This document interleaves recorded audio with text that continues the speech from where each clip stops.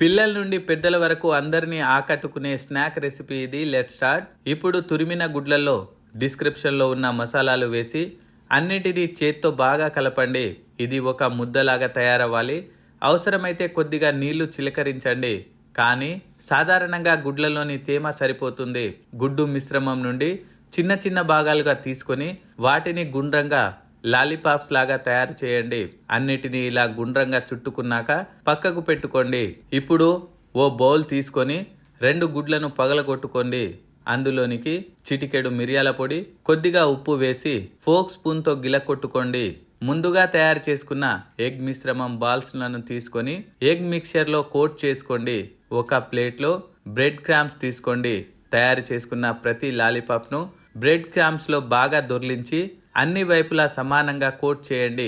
Bread cramps లాలీపాప్కు క్రిస్పీగా మారడానికి సహాయపడతాయి.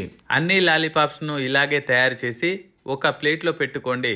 ఒక లోతైన కడాయిలో లేదా ప్యాన్లో నూనెను వేడి చేయండి. నూనె బాగా వేడెక్కాలి.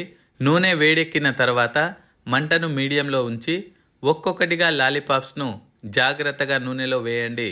ఆ తర్వాత గరిటెతో కదుపుతూ లాలీపాప్స్ అన్ని వైపులా బంగారు గోధుమ రంగులోనికి మారే వరకు క్రిస్పీగా అయ్యే వరకు వేయించాలి. వేయించిన లాలీపాప్స్ను నూనె నుండి తీసి ప్లేట్లోనికి తీసుకోండి. ఇప్పుడు టూత్ పిక్స్ని తీసుకొని ఒక్కొక్క లాలీపాప్స్లో కుచ్చుకోండి. అంతే, వేడి వేడి లాలీపాప్స్ రెడీ.